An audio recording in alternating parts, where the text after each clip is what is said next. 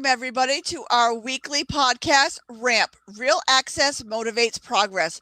We are so excited to have you here with us tonight, and do we have a great show for you tonight. I have three very incredible guests tonight, all from the Disabilities Network. Welcome, guys. Welcome to the show. Hello. Thanks for having us. I am so excited to have you guys, and I cannot wait to get into depth and find out all about the Disabilities Network and find out what it's all about. So let's start with you, Kyle. Tell us a little bit about you and how you got involved. Yeah, so my name is Kyle Romano. It actually kind of started with, a conversation that Lou and I were kicking around about wanting to do advocacy work, that, there was a lot of work being done, but that a lot of the times voices of disabled people were being, left out of the equation. There's a lot of talk that goes around, centered around like the caregiver perspective, but not necessarily a lot to do with disabled people like first. And so that was the big reason that we had for wanting to do this. And then we got Christine involved. We know her through a company that we work at called Custom Mobility, located in Florida. And they're a provider of complex rehab technology. So we're surrounded by wheelchairs and stuff all the time. Obviously, I have a physical disability. I'm a quad amputee, so that you can really tell. I stand up a little bit more. But so that's kind of where things got started in terms of our origin stories. It's not a very deep origin story as of yet, because we're a fairly new company trying to hit the ground running here, so to speak, to use an ableist phrase. So that's kind of how things got started. That's awesome. I am so excited. And Christine, tell us a little bit about you and how you got involved. Yes. So what's up, guys? I'm Christine Gardner. And I got involved with the Disabilities Network because of Kyle and Lou. Actually, a little bit of a background story. We were doing a commercial for the company that they work for, Custom Mobility, here in Florida. And they took me out to lunch that afternoon when we were finished doing the commercial, and they told me all about their goal for the network and what they wanted to do and our dreams for the network. And I said, absolutely, because there's nothing like that out there right now. And that is what we need. And that is how I became a part of the Disabilities Network. And I am very proud to say that I am. And for those of you who don't know, I was born with CP, and I am a wheelchair user, and I've been a wheelchair user since I was 3 years old. Oh, that's great. Just to elaborate for those who may not know what CP is, can you tell them a little bit about what CP is? Yes. So, I'm sorry, I apologize. CP is a short-term version for cerebral palsy. And so, for me, it affects my posture and my muscles, and I have severe muscle tone. So I can walk a little bit, but my gait pattern is a little wonky, and with a lot of exercise and different equipment, I can walk, but I use a wheelchair for the most efficient functionality, because sometimes my legs don't like to work either.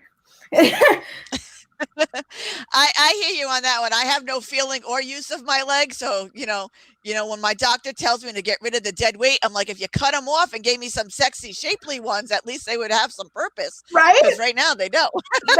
So I'm right there with you on that. I could also lose all of that weight and eat all the ice cream I want, because it's free extra weight, so it's all good. Louise, tell us a little bit about you and how you got involved. All right, very little about me. I have Asperger's, so my malady is Asperger's syndrome. So it's not physical; it's more mental. But I don't necessarily call it a disability, because I guess what came with that was some special abilities that sometimes people have that exhibit Asperger's. So I won't get too deep into that. But as far as with the Disabilities Network, I think part of the genesis was sitting down with Kyle And I started to think to myself, what if I became physically disabled? What are the means for me to actually learn to get a wheelchair, how to operate it? What do I do in the dating scene? How do I go to the doctor? Where do I, any of that information? When I started to ask people what would I do, nobody had a good answer. And it's interesting actually that even though, let's say, Christine has CP or Kyle is a quad amputee, when we talk to people with different bodily arrangements or mental arrangements, there's a whole host of things that we never would take into account. So I thought, well, we started talking, and that's where the genesis came from, to start the Disabilities Network, to try to fill in those cracks. And I mean, that's so great. Could you just give us a quick overview of Asperger's so people who, again, aren't familiar, they kind of have a quick overview of what it does and what it involves or entails? If you don't mind, that is. So I'm on the autism spectrum, and so that can actually manifest in a couple of different ways. Sometimes the best way I can describe it would be, imagine having a friend and they get hyper focused on a topic, and maybe sometimes it's a topic that seems completely unusual to everybody else. One of the stories I like to tell is sometimes I can go out in the woods and stare at an anthill for like 3 or 4 hours and be completely fascinated, and then want to read like 5 books about ants. And I guess you could say my neurotypical friends, when I start to talk about this stuff, would be just completely flummoxed by this. I have trouble, and I think people on the autism spectrum, like, again, it's a spectrum. So we have difficulty understanding emotions or how they work. We have difficulty interrelating with people. So if somebody says something to us, we're almost like Spock, and we have to know specifically what they mean. And a lot of times we talk in very specific terminology, as I'm doing now. So it can actually be overwhelming to people who are neurotypical. And conversely, having to try to navigate, I guess you could say, neurotypical emotions is actually very difficult for me. I can only address this from my personal position. So I actually keep a list that I have to read daily to try to navigate my way. And every so often I make a mistake and I go, I have to write that down. And then that'll be part of the list. So I can come across as normal to my friends, but every so often something weird comes up and they go, that's your Aspie part of you. Yeah. Oh, that's great. Thank you so much. Kyle, give us a little bit more about your disability too, for those who are not familiar, with your type of disability. I like to educate people who may not be around the disability community. So all of these words don't mean much to them. Our viewers are abled and disabled. So the more information that we can give them, it gives them an outbar. So give us a little bit more about your disability. Yeah, sure. Sorry about that. So I'm a quad amputee, which means it's short for quadruple amputee. As a result of bacterial meningitis, I contracted that when I was about 1 year old. My parents were young at the time. There wasn't a lot definitely in terms of like disability advocacy or education on disability, that kind of thing. So there were two parents that I was their first child, and here I am. Suddenly without my arms and my legs, and they didn't really know what to do with me, or even how to go about, sending me to school, or, would I always be in a special ed class? Was there a way for me, we know the term is being mainstreamed, but into like a quote unquote regular ed class. And so these were all interesting things for them. That was fairly unique. Like I said, there weren't a lot of like resources. And so like for the Disabilities Network, for instance, I'm hoping that we can pull from our experiences and the experiences of the people that are involved with the network that we have come on as guests and things like that, to act as a resource for people exactly like my parents who, all of a sudden overnight had a son that was a quad amputee. They went from, holding me and I was healthy and everything like that to, sitting next to me in a hospital bed. And they were like, what do I do now? And so, I like Christine, got my first power wheelchair when I was 3, from the company that I worked for, ironically enough. Grew up mainstreamed, went all through school, in quote unquote typical classes, honors classes when I went in high school. And then I went and I got my undergraduate and my graduate from the University of South Florida in communications. And I specifically studied disability and representation in the media. And here we are now. It's like everything is like coming full circle. But that's a little bit more of my background. Yeah. I don't know if you want to answer this, and you don't have to if you don't want to, but because you weren't born with your disability and your disability came to something of meningitis, all of your faculties are there other than the fact that you don't have arms and legs. Do you find that people see you different just because you don't have arms and legs? Do they not think that you have the mental capacity because you physically look disabled? Yeah, they absolutely do. And it doesn't just stop with the mental capacity either. They also make the assumption that I am asexual and that none of like my reproductive organs would necessarily work. So there's definitely a lot that goes into ableist assumptions about disabled people, and I'm definitely not immune to those.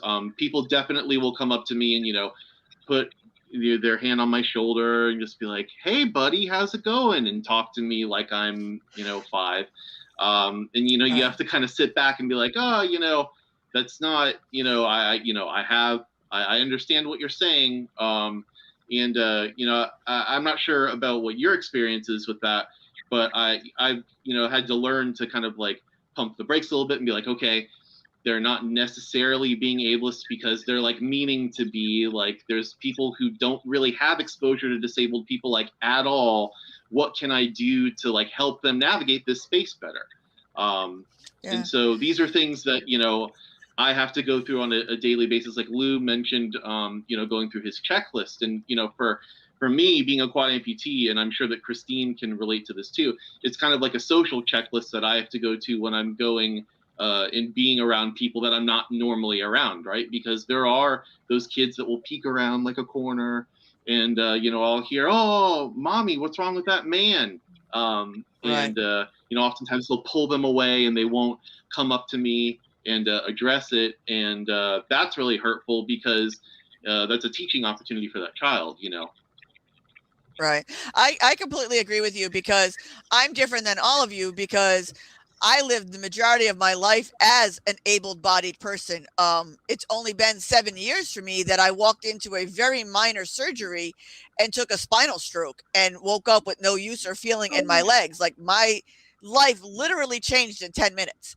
I went from being completely able-bodied, walking, dancing, physically active, to 10 minutes later having no use or feeling in my legs out of the blue. It was a completely different thing. But I find the same thing, that people who've known me my whole life, 40 years we're talking, have known me my whole life, and then all of a sudden think that my mental capacity or everything else went with it. My legs don't work, my mouth does, so I'm still good.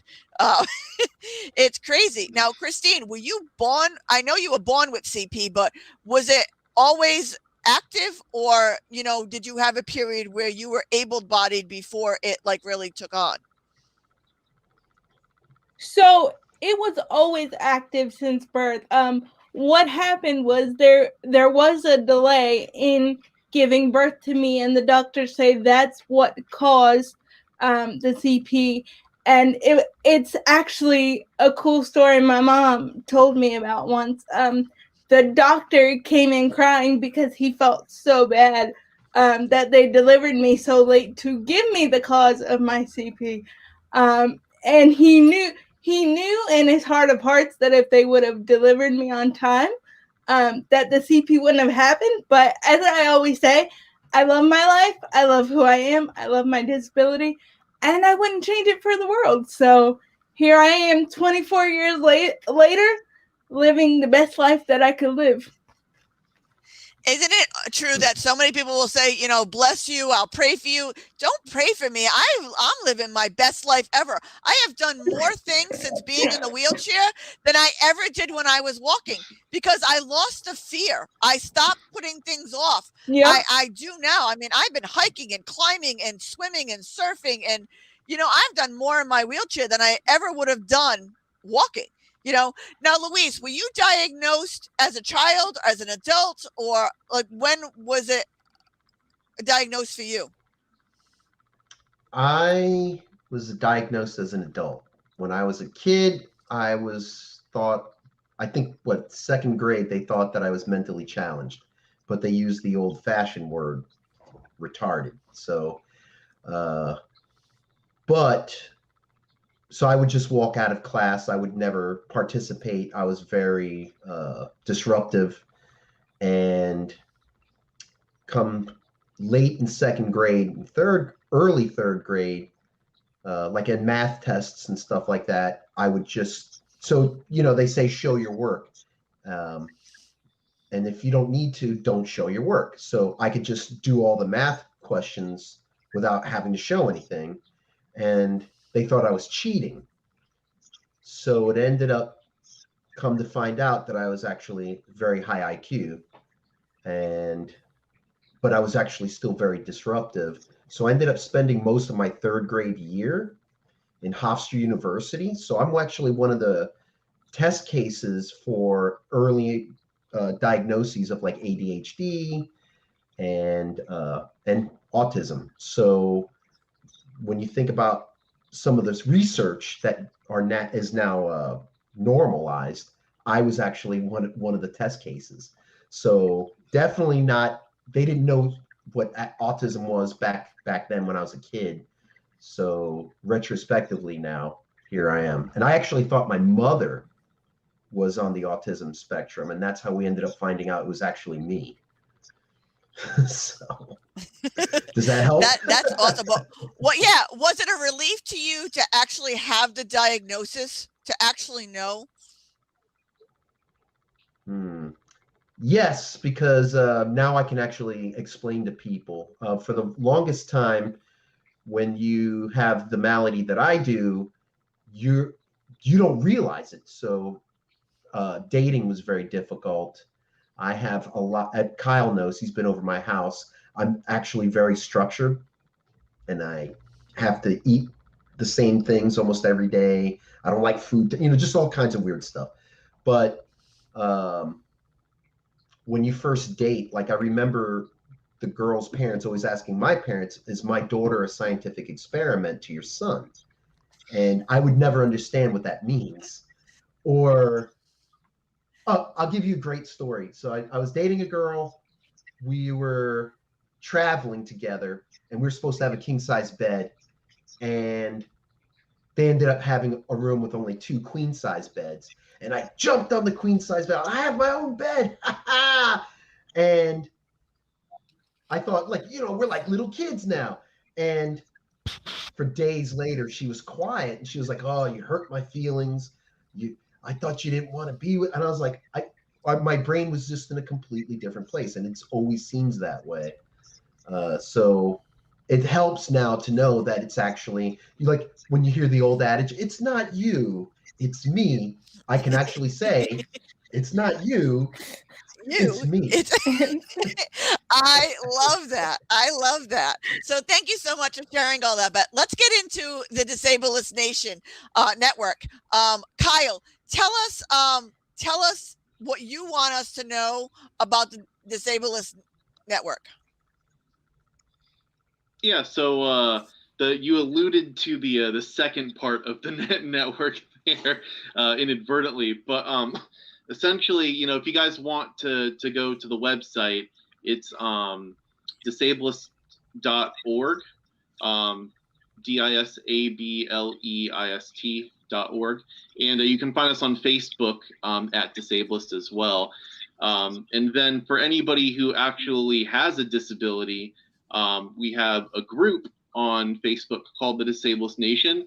It's exclusive to disabled people.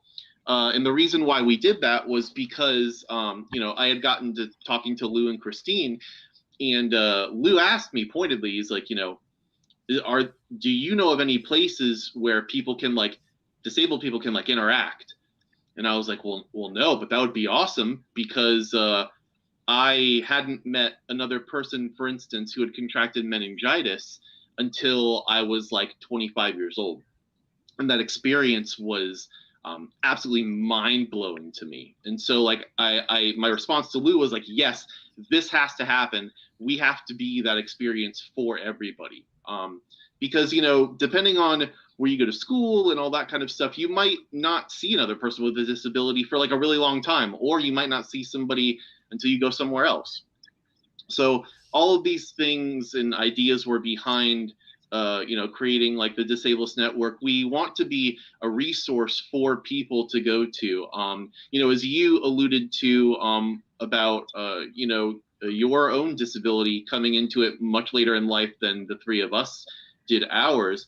We want to be that resource for people. If you get into an injury, or you end up meeting somebody randomly who has a disability and you have no idea even how to process any of it, we want to be there for them and have a lot of resources that they can turn to learn more about disabled people, about the disabilities. And then, where we come in is kind of the intersection of those, right? It's where the disability meets the person. And so that's kind of the void that the Disabilities Network is supposed to, fill, if you will. Yeah, I agree with you, because like I said, that's a lot of what RAMP does. My organization, that's a lot of what we do, is we fill in the blanks, because I don't believe anybody is inaccessible maliciously, or that they do things maliciously. I mean, there are obviously malicious people out there, but I think it's the unknown that people are scared of. Me going from an able-bodied world for the majority of my life to disabled, it opened my eyes. I didn't know about a lot of things. So if I didn't, and I'm now living it, I give everybody the benefit of the doubt for that. Christine, I want you to explain to everybody, I know the four of us know because we live it, but what does ableist mean? So ableist is a term that we often use to explain able-bodied people on a regular basis. So instead of saying, walking people, we say able people, because the way I look at it is they're physically able to do more things than we are. So society kind of came up with the term ableist, and we just went along with it. And it ironically, it fits if you think about it. But that's the term that the disability community often uses to describe able-bodied people, instead of always saying able-bodied people. That's our slang for able-bodied people. Right. Now, the other term I'd like you to explain is ableism, which is different to ableist. So if you could explain the difference, would be great. Yes. Yes, I'll give that I can go ahead and one to that. Kyle. He explains it better than I do. Yeah, well, I also studied this in graduate school, so I have a little bit of, again, to use an ableist phrase, a little bit of a leg up on this one. So the term ableist is, I would say, you can draw a parallel with words that people are already familiar with, right? Like, oh, that's racist. Oh, that's sexist, right? So we know these terms. If somebody is racist, that means that they are being discriminatory against a person that is of a certain race. If somebody is sexist, it means that they're discriminating against people of a certain sex. Well, if somebody is an ableist, that means that they're discriminating against somebody who is disabled simply because they are disabled. Doesn't, like, no other part of their identity matters, that kind of thing. So disableist, if you will, is the idea.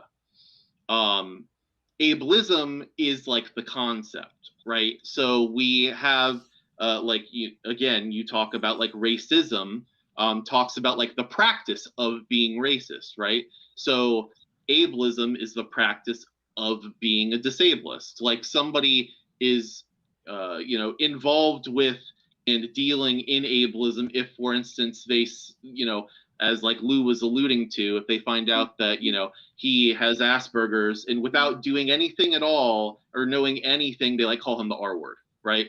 Or they look at me like how we were talking about before about like the assumption that, like I'm on whole, or for instance, that like just because I'm a quad amputee that like I can't move or whatever. Like people might not know this about amputees or about people with like a billion different other disabilities, but like I transfer in and out of my chair constantly. I get out of my chair to work out, all of that kind of stuff.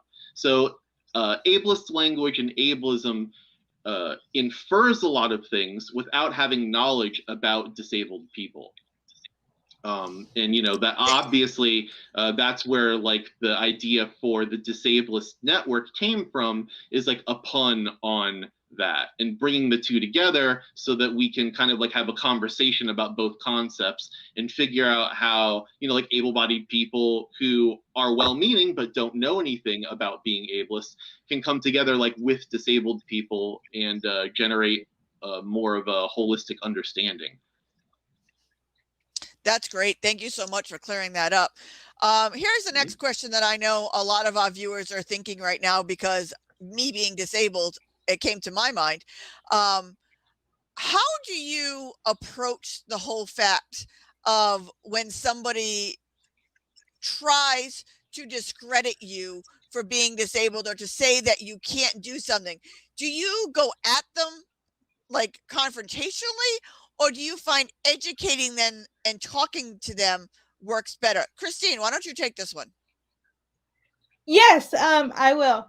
I, as well as Kyle, I know and as well as Lou, have a lot of personal experience with it. I find for myself that it's so much better to educate the person and say, yes, I am able to, speak for myself and get an education if I so choose, and I am of sound in mind. I think a lot of the issue is a lot of people are not educated on the matter, and I believe that is why education is so important. You definitely, from my experience, you don't want to go at them and start screaming and say, why are you doing this? Why are you doing that? Because 9 times out of 10, they're not doing it intentionally. They're doing it because they don't understand and they don't know. So that's where I believe it is our job to step in and say, hey, this is me, this is my disability, and this is how this works. And just kind of give them that brief education so maybe the next person they come across, they don't do the same thing to them. Yeah, I completely agree with you, because I know I approach a lot of parents with children out and about in the public, and I'm like, don't turn them away. Let them say hello. Let them ask the questions. Yes. Not all of us are like that, or not all of us want to have our medical. So people need to know that there are limits, and if somebody's open to that, then it's okay. But if somebody's not open to that, Absolutely. respect that too. But I'm one of those people who are very open to it, and I try to help educate and let their kids ask the questions, or let their kids interact. Lewis, give me an example of something that you have gone through. How do you deal with this? Through humor. A lot of times. Funny thing, I actually did stand up for a brief period of time. So a lot of times I'll use misdirection, or I'll ask people. So people speaking platitudes a lot. I've learned that. And you could have a whole conversation with somebody and they're talking in platitudes. So they'll actually address you that way. So a lot of times I will take those platitudes and invert them. I can't think of anything offhand that wouldn't be not radio worthy or on air worthy right now. So, but I did want to address a little side note about the nation that actually, to bring it back to what Kyle was saying. One of the things that we also discussed was there's no safe space for people with disabilities to talk amongst themselves. A lot of times, your caregiver or your friend, well-meaning friends, will interject themselves and feel like they have the answer for you. So I guess even with myself, I'll have friends say, "Oh, well, you should just do this," or, "Oh, okay, so I have Asperger's. So what's your special power?" Or they want to hear, it's not enough that Kyle is smart and intelligent. They want to hear what kind of magical things he can do, even though he's a quad amputee. So we wanted to avoid that. So that's why we have a separate group. But as far as like I think that, educating people, yeah, go ahead. I'm sorry. yeah, I think that's great, because one of the things that really bothers me is when I'm out at Walmart and something, and somebody will see me and like, "Oh my God, you're so inspirational." I said, "Why?" Because I have pants on, shoes on, and my hair's brushed today. Because trust me, when you can't feel your feet, I forget my shoes 90% of the time, and in an hour I may not look this put together. So with my 4 dogs and taking care of everything and falling out of my wheelchair, I won't be so inspirational in an hour. That I may do things throughout my life that's inspirational, but just because I'm in a wheelchair and I'm out at Walmart shopping does not make me an inspiration. Kyle, how do you deal with all of this? Oh man, that is a super packed question. I saw that Lou was laughing because he knows the present that has just exploded in my mind.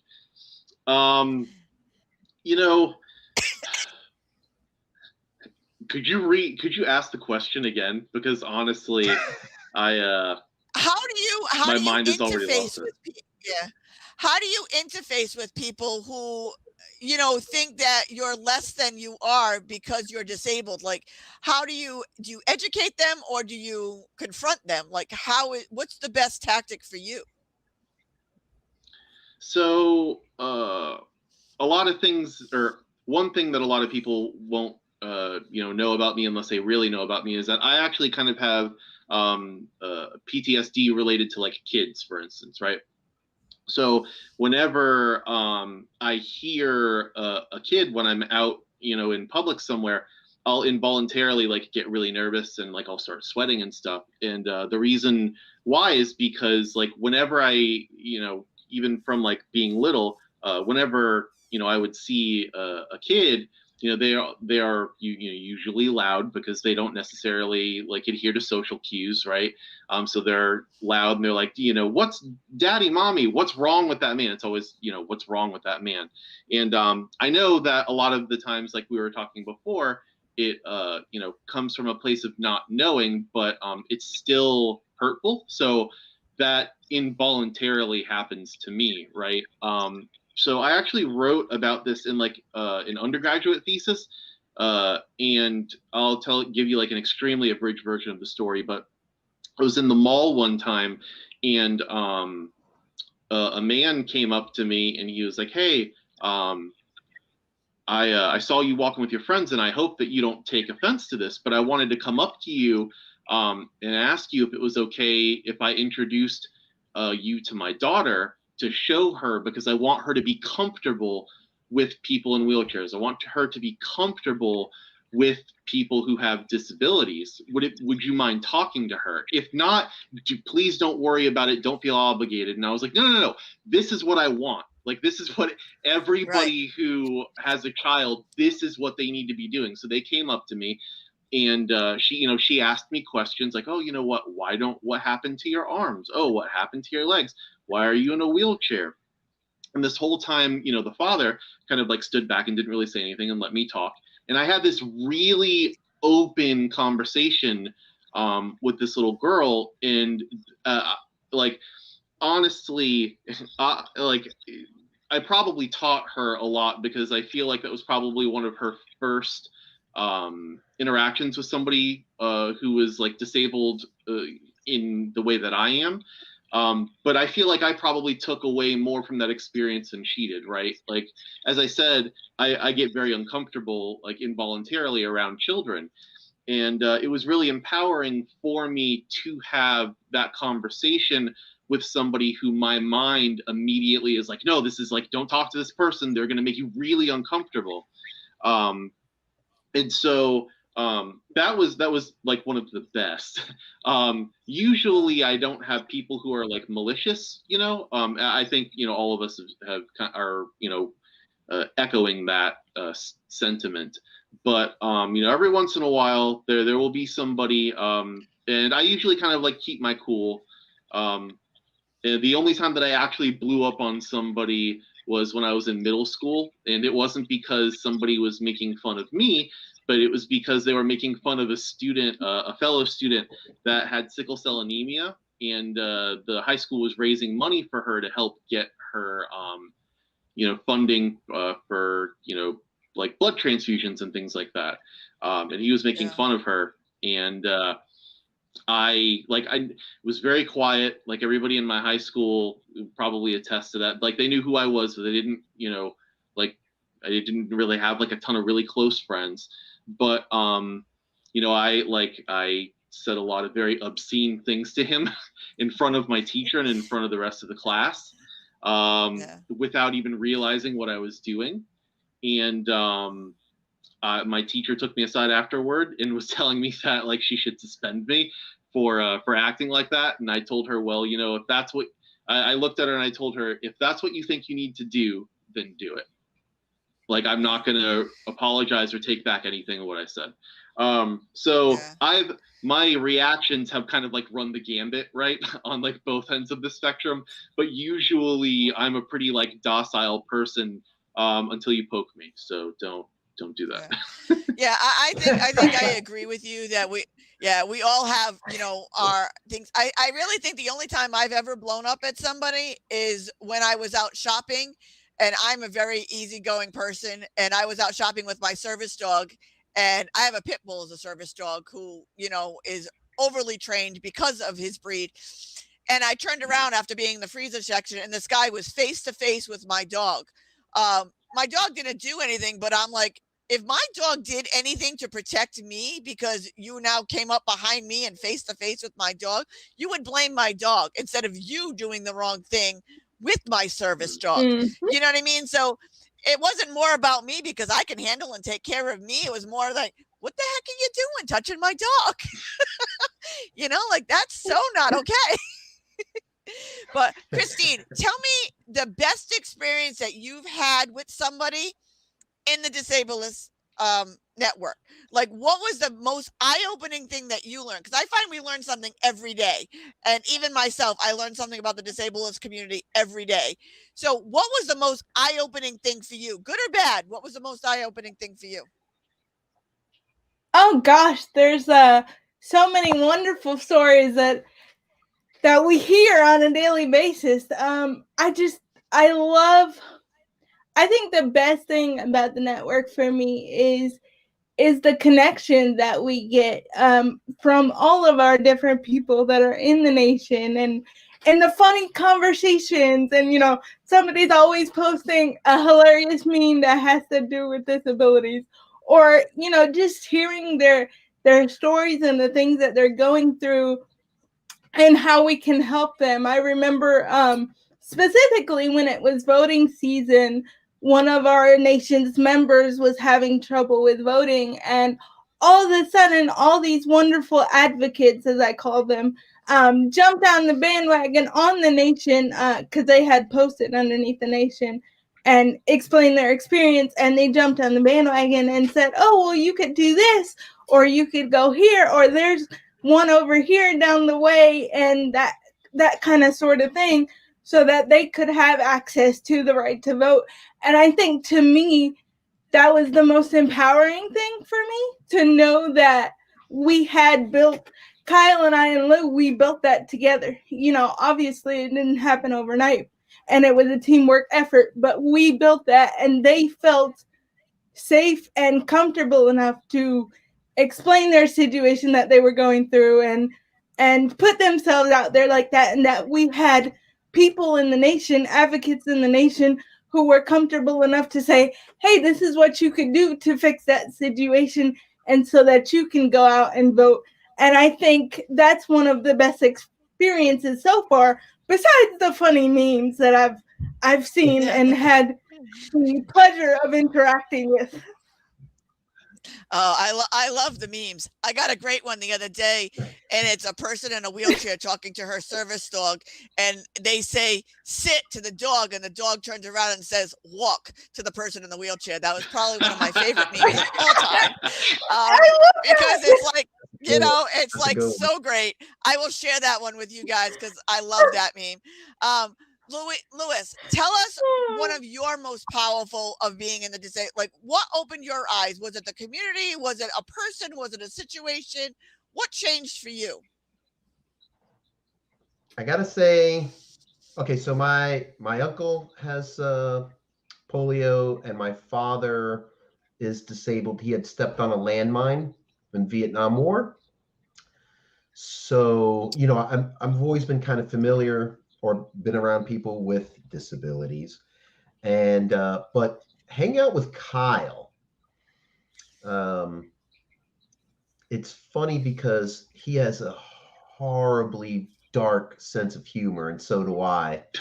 So it's fun to know, you never, so some of the stuff we pass back and forth, if that gets caught, we'll be like Parlo, we'll be shut down. So, but he has know that I guess like neurotypical and physically normative people don't realize that we have rich inner lives. So that's an interesting thing. We were talking with a member, and he was like, "Well, I'm what is that? Paralyzed from the waist down, and so I have to take a shot when it's time to have intercourse." And we're like, "Wow, this is pretty shocking. We had no idea." Well, how would you know that? And if you're newly disabled, again, going back to that, how would you know these things? But again, it's also knowing that Kyle, Christine, people have rich inner lives. It's not just you guys are just constantly thinking about your wheelchair, your disability, or whatever it is that, Kyle has things he likes to do besides moan about his wheelchair, which is also a favorite activity of his, but, Yeah. Well, I love that about people. People just don't get that we have actually normal lives. Like, people are like, who does your grocery shopping? I do. Yeah. Who does this? Yeah. I do. Who does your gardening? I Yep. shoveled my back deck this morning. You know what I mean? Because who else is going to do it? You know what I'm saying? Like, we do have normal lives. Right. We may look different. The one nice thing I like about our organizations, and I want you guys to tone in one way or another, I find it's very, very important to organizations like mine and yours to work together, because none of us can do it alone. I do believe that we are stronger together, but I have had the blockage of other organizations that want to keep it all to themselves and they don't want to work with anybody else. What is your opinion on that? Kyle, we'll start with you. Well, I think what we've said so far about the network, the reason why it exists, and the nation kind of speaks multitudes, to this question, like specifically, right? Like the idea that we need to be resources for other people. So, like, for instance, on our website, we have a resources page, right? That resources page exists for disabled people, able-bodied people who may have a child who has a disability, or like whatever. But the point is that we specifically created, for instance, that resources page for people to do exactly what Lou was describing, to give them the opportunity to see that there are resources out there to help them do whatever it is that they need assistance doing, right? But that you wouldn't know about these companies or organizations unless you already kind of knew that they existed, right?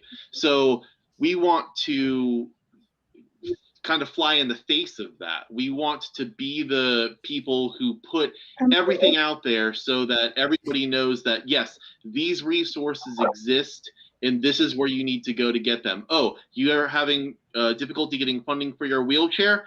Go to this company. Oh, you don't know where to get like a track chair? Oh, well, it just so happens that we, know of an organization that does track chairs. Oh, are you having difficulty like crowdfunding your like wheelchair accessible vehicle? Well, we can help, figure out where you need to start or whatever, so it's like all of these different things that seem like they're so like disconnected that are actually connected, right? So another selfish thing, but I know that Christine and Lou agree with me on this, otherwise we wouldn't be friends and we wouldn't have this network, is that there seems to be a problem, with a lot of different groups of disabled people just staying in their lane, right?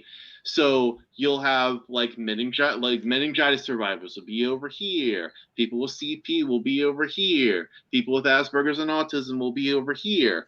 And while it's important to make sure that we, yes, it's important that you stay and that people who are like in your group, because those are people who share experiences with you that like nobody else will, right? Super important.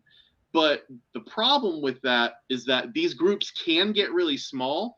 And if you want to talk about taking action and like maybe changing laws that prohibit us from getting the equipment that we need and stuff, all of us have to band together, because by ourselves, our voices aren't necessarily loud enough to, bring things to light in like a legal sphere, right? Because, for us to get more rights, for disabled people to have better rights, we all have to band together, because like we live in a democratic society and that's how this stuff works, right? So I completely 100% agree with you on that, because like I said, it's organizations like yours and mine and others that if we don't work together, we're not going to get anywhere. Because when I first became disabled and having a spinal cord, I didn't fit in a group.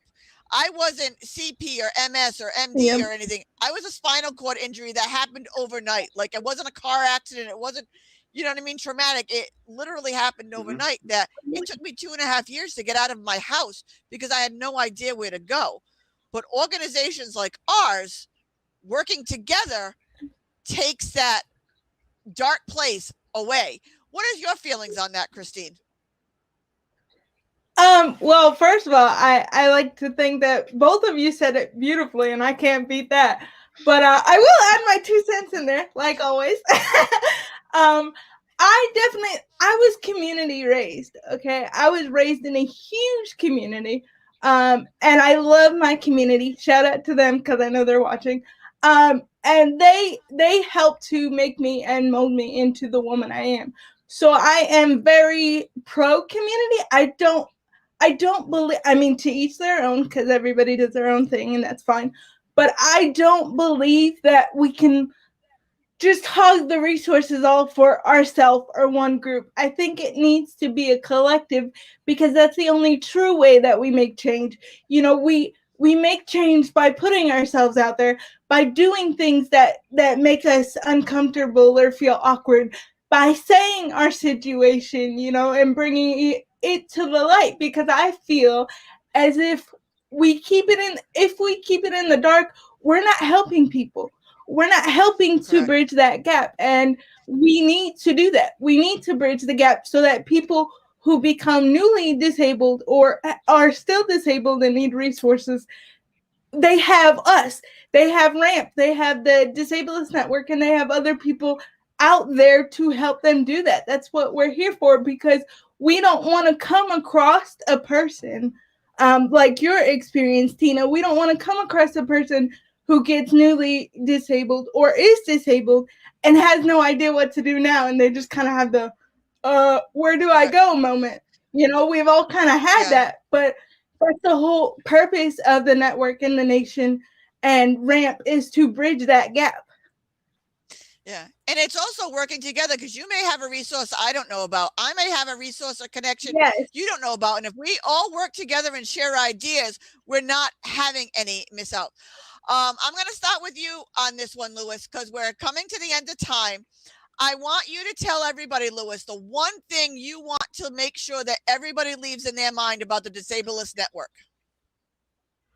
I actually wrote it down. We may not have the answer, but someone does, and I think that's the core issue. So let's say everybody was talking about having different disabilities. We can all still find common ground. So, and that's Absolutely. the important core thing. Like nobody's actually lonely anymore. You know, Yeah. I don't want to get too far. I'll leave it at that. No, that's So- great. Christine, in a short comment, what is the one thing that you want to make sure everybody knows about the Disabilist Network? We are here for you. We are your resource, and don't be afraid to speak out and say what you want to say, because that's how we can help you. It takes I like a community together, and we want to be that community for you. Perfectly said. Kyle, what would you leave? Yeah, so, I don't want to just echo the same things that both Christine and Lou said. So I'll kind of piggyback on that and say that, we pride ourselves on figuring out the things that people need and trying to make that available to them. Like that's a large part of what the network is about. So if you know of any resources, for instance, that like we don't have listed, or you would like to learn more about them and would like us to learn more about those specific organizations or whatever, let us know. Let RAMP know. That's what I would like people to remember about like the network, is that we are a network for you. At the end of the day, it's just the cherry on top that I also happen to be disabled and will benefit from this, right? Like inadvertently. Yeah. But Yes. like at the end of the day, the whole point is to be that resource for people who specifically don't think that they have anybody, don't specifically think that they have anything that they can rely on at all. And so we're there. And if you don't see what you're looking for on our website, if you don't see what you're looking for on RAMP's website or on anybody else's website for that matter, reach out to either organization and let us know so that we can be there for you. Perfect. Well, I know one resource that we all work on together. It's a RAMP resource, but it's the RAMP Red Bag Initiative, about carrying all of your medical information on you at all times that's non-tech based. Because I know more people say that I have it in my phone or I have it on a USB. Well, that's great if there's a power outage or you don't have a computer, or don't die yet, give me your passcode so I can get it out of your phone. I don't know any EMT that's going to ask that. These are national red bags. They're actually global because FEMA is involved in these red bags. So go to www.rampisinclusion.com and make sure you get you and your family a red bag today. I want to thank you all so much. I know my tech producer said that the cartoon that I mentioned, she has queued up. So I'm going to show you my favorite cartoon of disabled. So if you want to throw that up there.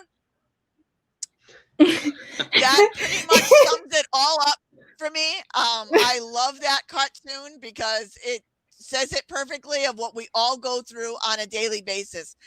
Kyle, give us the website one more time. Yeah, you can reach us at www.disableist.org. That's spelled DISABLEIST. Or you can reach us on Facebook at Disabilist.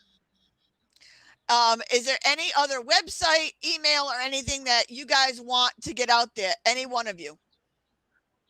Yeah. Also, I'll go don't ahead and forget to check out our merch. We got merch. I got my merch on. Woo-hoo. That's on our website as well. We have a little link below, and I also got our tote bag back here for y'all to see. Don't forget to check that out. And if any of you guys want to email me, it's uniquelychristine@disabilist.org. And you can find that on our website as well.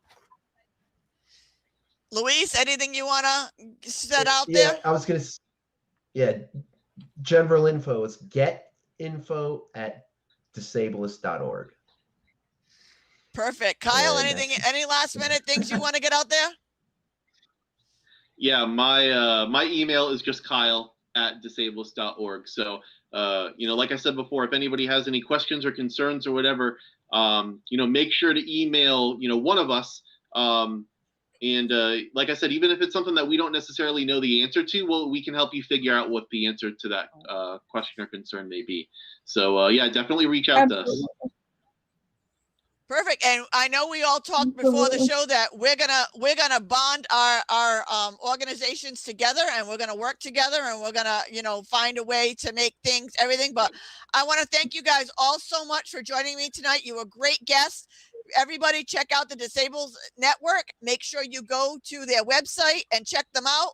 If not, you can this podcast will be posted on the RAMP webpage, so we will make sure that we put their Facebook and their website along with the podcast, so that way you guys can just click through and check them out. So thank you very much, guys. I'm so excited to be working with you.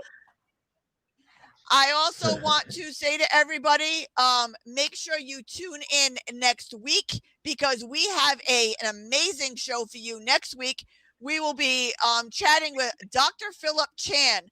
He is the doctor who is doing the vaccine rollout here in Rhode Island, and we will be able to ask him all the questions that you've been wanting to ask, and I am so excited about that interview next week. So same time next Wednesday night, 7 p.m. Make sure you check in. We'll be talking with Dr. Philip Chan from the Rhode Island Department of Health.